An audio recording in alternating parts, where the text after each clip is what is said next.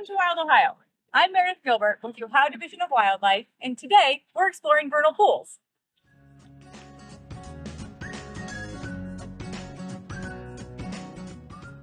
It's early spring, and even though there's still some ice behind me, most of the snow has melted and the ground is thawing. And this change means that amphibians are stirring from their overwintering hideouts and beginning to migrate towards shallow wetlands known as vernal pools. When we hear the word migration, most of us automatically think about birds, but amphibians migrate as well, albeit on a slightly smaller scale. If you're in the right place at the right time, you may be able to see thousands of salamanders, toads, and frogs moving across the landscape in a race against time to get to their breeding grounds. So with me today is Abby DiTomasi, Wildlife Education Coordinator with the Ohio Division of Wildlife. And Abby is a herpetologist, which means she studies amphibians and reptiles, and she's going to tell us a little bit about amphibian migration. Thanks, Meredith. Amphibians start to migrate in late winter during the first few rainfalls, and usually at night they'll start to move. And they actually move about a mile away from their wintering grounds, and that is an amazing feat for such a small little creature.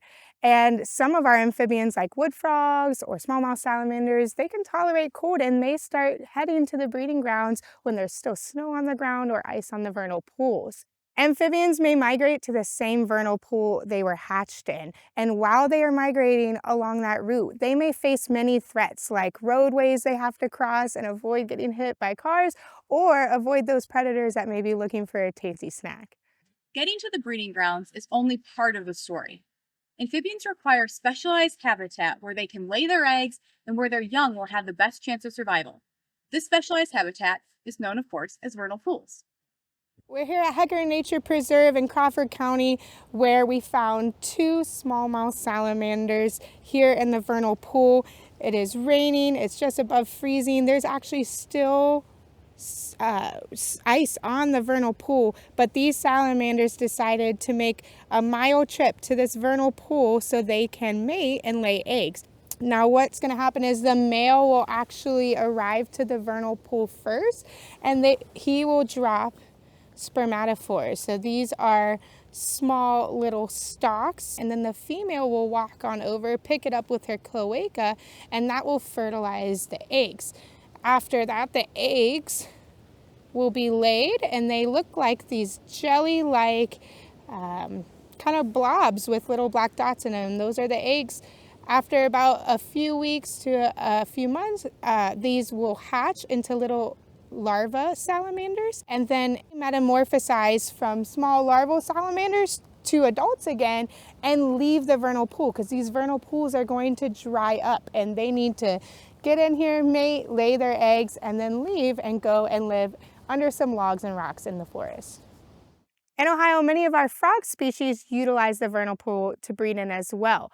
And so some of your earliest spring singers that you are going to see and hear are your chorus frog, your spring peeper, and your wood frogs. Frog eggs, especially wood frog eggs, can be laid in large rafts in the vernal pool with thousands of eggs in one location. And the eggs, when you look up close, they're almost wrapped in like their own little bubble, each individual egg. Where the salamanders, they tend to lay them in little clumps around the vernal pool, and the clumps are very gelatinous with little eggs inside them without those extra bubbles.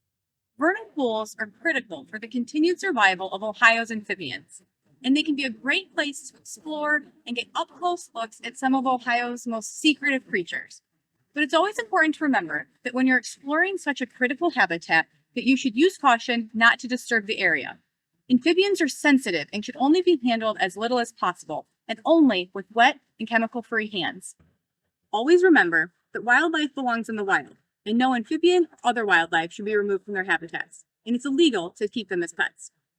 To learn more about Ohio's amphibians, check out our field guide series at wildohio.gov. Spring in Ohio is bursting with life. From vernal pools to gobbling turkeys and spring blooming wildflowers, there's always something new to discover, and we hope that you'll get out and explore in your Wild Ohio.